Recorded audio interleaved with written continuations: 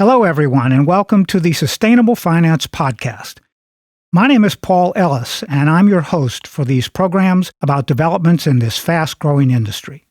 The Climate Talent Initiative is a foundation dedicated to de-risking pathways for skilled talent to enter the global climate change workforce.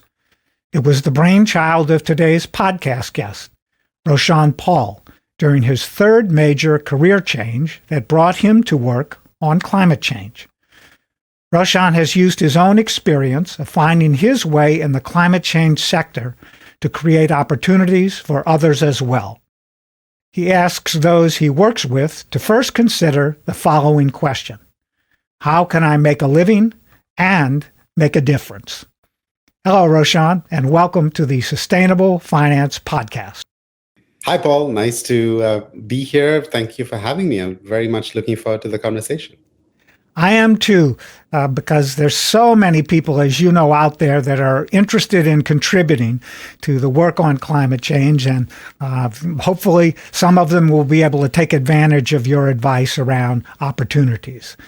So now, personally, you've made 3 career choices that have changed your whole life, not just your career. So if you will tell our followers about those choices and why you made them. Absolutely. So the first choice was coming out of college. I came to the US for undergrad from India. And like most foreign students, I was looking at jobs in investment banking and management consulting. But my final year of college coincided with 9/11, which was followed by, in India, a lot of violence as well, ethnic riots, terrorism, and so on. And it just seemed like the world was on fire.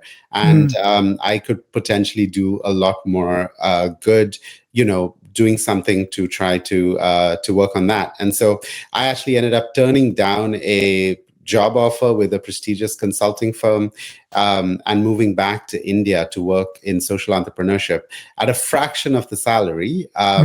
But really that was what got my start in working in social entrepreneurship. And it started about 20-year career in social entrepreneurship that helped me understand, what it takes to make a difference in the world. So that was the first choice. The second one, feel free to jump in if you like, but Sure. the second one was, I'd spent 10 years working in social entrepreneurship, supporting a number of over 500 or so social entrepreneurs in every corner of the globe, and started to get the bug myself a little bit. And so decided that, I'd sort of had a few experiences in graduate school as well as through work that made me feel that we need a better way to train people who want to work in social impact.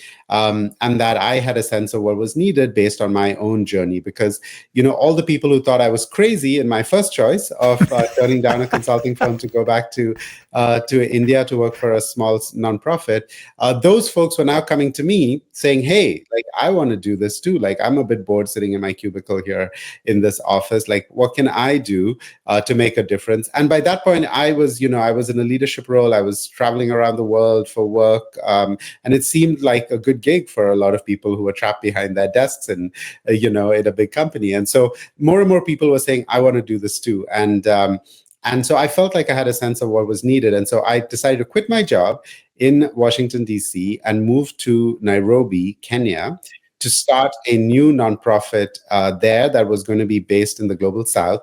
And so that was the second kind of crazy choice where I turned down, a job in the US that was taking me to, a green card and potential US citizenship, to move to Africa to start an NGO. Most people, again, thought that was a particularly crazy thing to do. So that was the second one. And, it worked out. So we built that organization, scaled up to 3 continents, but worked, literally all around the world. And then about 10 years in, I decided to step down as CEO. So this is that sort of third life choice, and slowly start to shift towards working in climate change because that seemed like the existential issue of our time, and that was something I felt like I wanted to spend, a sort of a piece of my life trying to make a difference on. I didn't know what I wanted to do. I just knew I needed to do something. And so, yeah, those were the three choices that I made that may seem counterintuitive to folks as well. So, Roshan, some sustainable finance podcast followers may be considering these types of career decisions themselves today. There's a lot of change, as you well know, going on across the developed world, especially, and in the global South. What do you think are the three most important things to consider when you're weighing the pros and cons of this type of career choice? Thanks, Paul. I think some useful things to consider are, how will you feel at the end of your career or at the end of your life if you continue on your current path and don't do something that's more in line with your values, right? It's like one of those like bumper stickers or like memes, that, at the end of our lives, what we look back on, and usually what we regret are the things we didn't do, not the things we did. And this is a decision where I think that's not just a bumper sticker, but it's a useful projection for how you'll feel. Like you probably won't regret making a choice to do something that follows, what you truly believe in. But you might regret if you don't do it. So I think that's one. I think a second thing I would say is that think about the fact that positive psychology, which is a relatively new field, is saying that like the key to happiness is really about serving others and doing something that's beyond your own self and your own life and what brings benefit to you, right? That there's working on something that's greater than you is kind of really linked to your sense of personal fulfillment and satisfaction. But isn't that also what like every religious like tradition has been saying for millennia as well, that the secret to life is actually in service? And so my perspective is if faith and science can agree, then we should pay attention to it, right? So if both faith and science is saying that like happiness and fulfillment comes from, doing something bigger than yourself, I think that that's something that, the wisdom of the ages, let's say, plus the wisdom of modern science is telling us to do. And then the third thing is that there's never going to be a right time in your life to make a decision, right? Like there's always going to be a lot of reasons not to do it or a lot of things that you can postpone. So don't put it off for later because there's never going to be a better time down the road as well. Take the jump now. The world needs you. Well, I think that's the third point you've made is especially important for our audience today because your third major life pivot brought you to work on climate change, but you found it hard to break into this field. So why was that? And what are you working on now to make this kind of transition into climate-focused work easier for other people? Yeah, so when I decided that I wanted to work in climate, I felt a little bullish about my prospects because I had built and scaled an organization from a startup in Africa, to working in Latin America and Asia and Europe and North America too. We really ran projects all around the world. So I felt I had a lot of things to bring to the table. I also have an Ivy League degree. And so I thought, I'm a catch, right? I'll get a job. But no, it was really hard. Like I applied to a number of positions and, didn't hear back at all. And so I started to look a little deeper into why that might be the case and realized, that the climate field historically has largely valued sort of scientists, policy wonks, academics on the one hand, and on the other hand, sort of activists, campaigners, movement types of folks. And so that's the largest kind of groups of people working in climate change historically.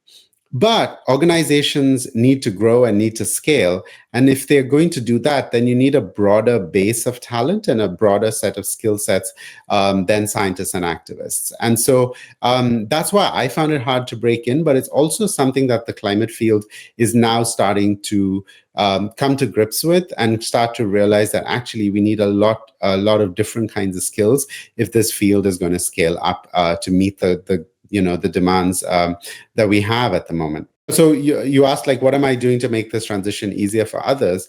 Um, I based on that theory of change, that if we don't build sustainable and scaled organizations, we won't meet our climate targets, and that we need a broader base of skills to do that. Based on all of that, and the understanding that we need skills at all levels. We need white collar sort of leadership and management skills. We need kind of blue collar technical labor, laborers, and so on. I'm now looking at developing and launching programs that bring these additional skill sets into the climate field as well. So, along with several partners, we launched a fellowship for finance professionals, but other partners have also launched fellowships for lawyers in Africa, or communications professionals in Southeast Asia. And we're weighing up other sort of needed skill sets in this area as well. So we're going to keep innovating and creating different programs, but it's always looking sort of forensically at what are the skills that we need, and how do we find those skills from outside the climate field, and invite folks and find ways to de-risk pathways for people, to join this movement as well.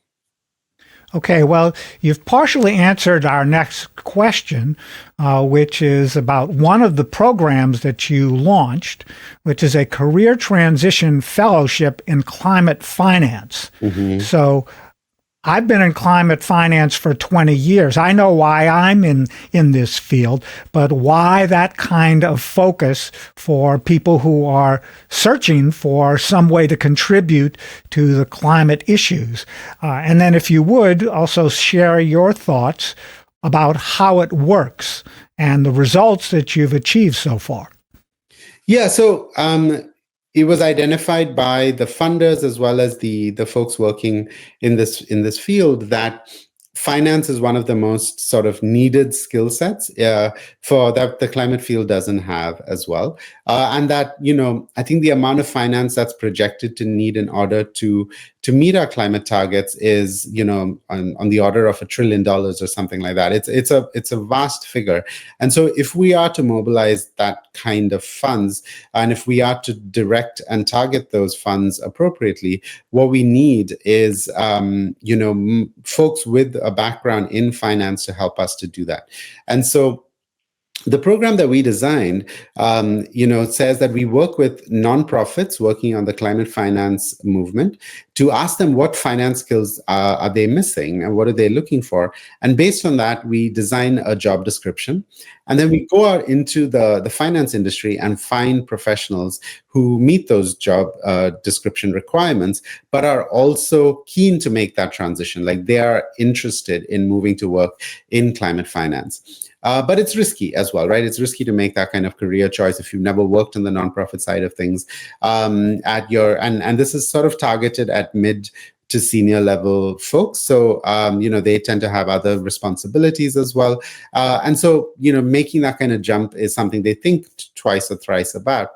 It's also risky for the nonprofit to bring in someone from a completely other sector with a different set of understandings about, professional work and so on, and who don't understand necessarily, what makes change in the world. And so what we say is we'll de-risk that by providing a guarantee for a year for that person's job. And then we scaffold that sort of guarantee with, courses in climate change and leadership development and nonprofit management, with executive coaching, with building a global network of other people making this kind of decision as well. And so we scaffold it with a number of things that make it a bit of an easier transition for both the individual as well as the organization that they're joining. And the hope is that at the end of the year, they've basically dated for a year, and at the end of the year they decide to get married, right? So the nonprofit offers this person a full-time job, and they're happy to stay on. So that's our goal with this program. We're about 10 months into our first cohort of 19 finance professionals from about 12 countries. So far it's been reasonably successful, I think. And we'll see how it goes over the next few months and what the final sort of results are, but it looks very promising so far. Oh, that's terrific. Well, I'm glad to hear about that. And we'll check back in with you on the results after the first year and where people have found places to work and that how they're doing in terms of their own expectations over time. But for now, let's go back to the elephant in the room, Roshan, and that is when people think about working in the social, climate, or environmental impact fields, how can they earn a living while making a difference? Thank you for asking that, Paul. I'm glad you asked it because this is the most common question I've received in the last 15 years. Okay. I spent a decade helping people make these career transitions, wrote a book about it, traveled around the country doing book talks, especially with lots of students in, grad students and undergrad students. And this is the question that always comes up. So I would suggest thinking about this in a few ways. First is that we tend to have this mental model when we think about like someone working in business versus someone working in nonprofits, that the business person's like this private equity lawyer and the nonprofit person's this like community organizer or someone in a soup kitchen or something, right? Like I've tested this with many people and that's the image people have. But we don't think about it the other way. We're not comparing like, a barista at Starbucks with like the head of a, international development organization who makes over $500,000 a year, right? Like, or a university president who's making $1 million a year, right? Like, so we're not comparing it the other way around.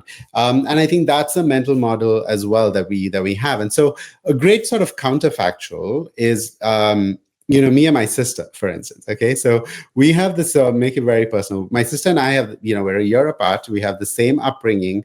We went to the same college for undergrad, and we both went to Ivy League grad schools.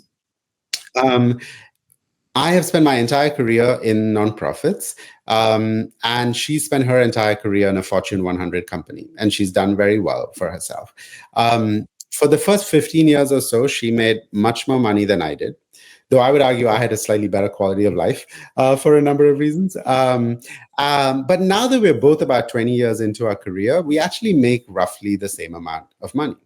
And I think you could fairly say that there are many, many more jobs that pay like hers in the private sector than in the social sector, and that would be accurate. But I wanted to get the point across that, like, this isn't, a starvation sector either, right?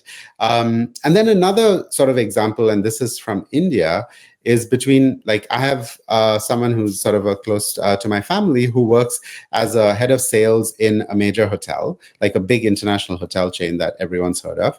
And when I was hiring a entry-level person for my nonprofit social business in India, we actually paid more for an entry-level person, who was about 10 years younger than what this person who was doing sales at a big hotel was getting paid. So again, like there's like this mental model that's not actually always accurate. So that's my first thing. The second way to think about it is that there's never been more opportunities to do work that makes a difference, but also pays well, right? Like you could work in big financial institutions like the World Bank or multilateral banks. You could work in impact investing firms, in foundations, in development consulting. So basically every top consulting firm you've heard of has a nonprofit practice as well, right? You could work in various kinds of capacity building or think tank-like organizations. The senior levels in most large nonprofits pay very well. And of course, there's sort of impact-facing jobs in big companies like chief sustainability officers or, CSR kind of roles. So once you're looking around, you'll start to see a lot of different opportunities. A third thing I would say is that, when I talked about that finance fellowship and the people leaving finance jobs to come work in nonprofits, but the median pay cut that we found people took was about 15%. And that's a lot less than what, everyone's like assumption was going into this, right? So again, it's like a lot of people were surprised at that, but actually professionally run nonprofit organizations or social businesses don't pay that much less, and so in many cases will pay more than private sector roles as well. And then my last point on this is that it's more philosophical. Like, I think that there's a difference between making a living and getting rich. And, you'll never get as rich as an investment banker or a corporate lawyer in this space, but that's not what the majority of private sector jobs are anyway, right? And the importance, so the importance of sort of getting rich or making a lot of money also varies in your life, right? In your 20s and maybe early 30s, it probably matters less, and you can take more risks. Then there's a period, let's say mid 30s to mid 50s, where the amount of money you make matters a lot because you're raising a family or you're starting to think about your own long-term nest egg. But then maybe once your kids are out of college or you're in your last decade of work, money starts to matter less than other things like meaning or legacy, how you want to spend your time, things like that. So I think there's many ways to think about this, and that and it's there are many more opportunities than people think. Okay, well, Roshan, this has been great. I really appreciate the examples that you've offered, as well as the focus that you're bringing to the opportunities that are out there in this much broader community within the impact world that is nonprofit as well as for-profit. One of the things that we have done on the podcast is we've featured organizations that are recruiters for the industry, both sustainable finance and sustainable development, through organizations like ACRE, for example. And those are career opportunities for people at various stages of their development. So, Roshan, I'm sure we're going to have a lot of our followers that will want to follow up with you about things that we've discussed in today's program. So how can our followers learn more about your work, and how can they get in touch with you regarding questions that they have about the topics that we've discussed in today's episode? Absolutely. Thank you, Paul. The best way to get in touch with me is probably through LinkedIn. So feel free to reach out to me on LinkedIn and send me a message there. To learn more about my work, or particularly if you're really interested in this topic of career transitions, I wrote a book a couple of years ago called The New Reason to Work. So check out The New Reason to Work on Amazon or wherever, and and feel free to take a look at that. I love to hear when people have read the book and want to get in touch as well. So if you read the book and you enjoy it, please get in touch as well. And then thirdly, I write a newsletter called Work Out Loud. It's on Substack, and I'm always happy to have more readers and followers there as well. So find me on Substack at Work Out Loud, and feel free to follow along. Okay, well, thank you very much, Roshan Paul. And if you would send us links both to the book and to your newsletter, that will be great. We can attach those to the listings and the posts for the episode. And we really appreciate your work at the Climate Talent Initiative, and thanks for joining us in today's episode. And to our followers, join us again next week. I'm your host, Paul Ellis, and this is the Sustainable Finance Podcast.